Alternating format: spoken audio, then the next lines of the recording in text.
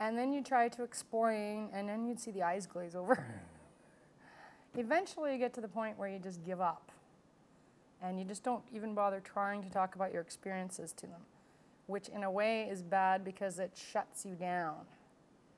So the more you can connect with someone who has had the same experiences as you, it's better for you. And you need to talk about it with your fellow alumni.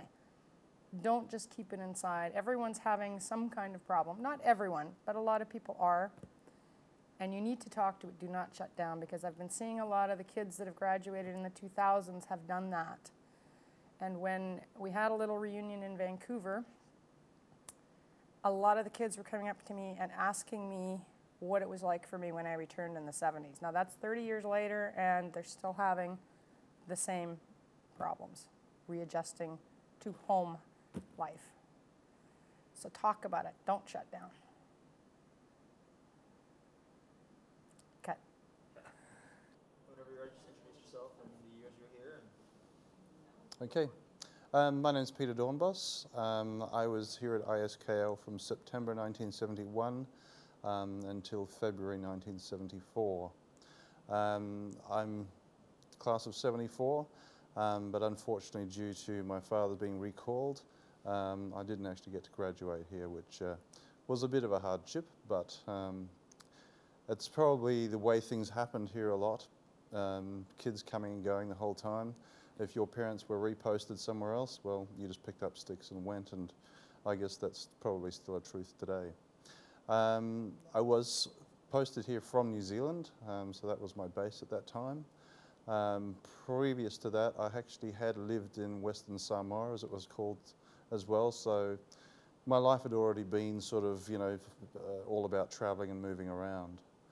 My experiences here in KL, on first arrival, I was very happy to be back in the tropics, because my Western Samoa days, it was just an idyllic way of life. No winter, which in New Zealand obviously we have a pretty strong winter there, so it was good to be away from that again. Immediately that I came to ISKL, my first day, I was struck obviously at first by, this is really sort of quite strange, you know, the buildings and everything were old, and at first you sort of wondered, what have I got myself into? But as soon as I walked into the place and started meeting people, it was just, you really got pulled in, and people wanted to know all about you and were interested basically in your answers, and you soon became sort of to feel that you were sort of part of a family of very different groups of people, because they literally, being an international school, were from every corner of the globe. So yeah, it was very interesting. When I left New Zealand and we got told that we're going to Malaysia, my first vision of it was basically just jungles, you know, there's just jungle out there, and is there really a city to go and live in? I mean, what are we going to live in there when we get there? It was just sort of, travel in those days was not a common thing, and very few people actually left the country. I remember when I was in elementary school in New Zealand, my family were Dutch, and when I was about 2, I actually went back to Holland with my mother for a year, and we went by ship and we came back by ship, and we happened to go out via the Panama and come back via the Cape of Good Hope. And I remember telling somebody at my school then in New Zealand that I'd been around the world. This guy took me around the school and just had to show me to everybody, because this guy had actually been out of the country, but not only that, round the world, you know, and people just didn't travel. So going to Malaysia was an amazing sort of adventure, because we just had no expectation or idea of what to expect. Yeah, cut. That's all? No, I'm just trying to, I'm sure there's more I want to put in there, but I haven't quite, I'm sort of getting ahead of myself.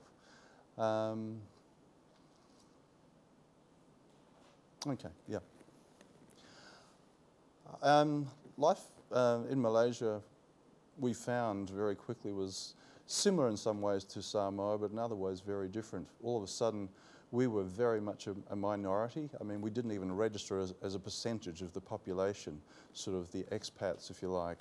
So it was a very much being conscious of respecting basically people's cultures and stuff here. That was very strong, and obviously the cultures and losing myself was a very big change. So we soon adapted to that, and just the eccentricities that we found here, just some things, and I think it's still true today too, they get things almost there, if you like. If you're walking around and sort of you get these beautiful buildings and stuff, but you find just round the corner there's things that just don't fit in, and I think still that's true today. But it's sort of the quaintness of the place.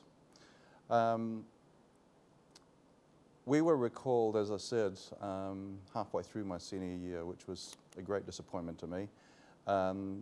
Because of my father's health, we got pulled back to New Zealand, so I had to actually finish my last year at a New Zealand school, and the culture shock was immense. Basically, the culture at ISKL, and not having been to the US, I didn't know if this was true of all US schools or ISKL was actually, a special sort of case, if you like.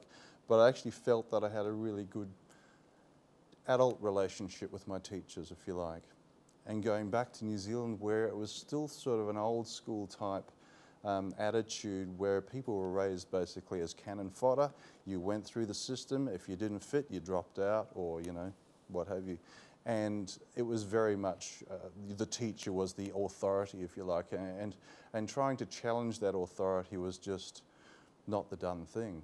And of course, I'd been through ASKL, so I was a bit of a rebel. So my last year at school over there probably wasn't as easy as it could have been.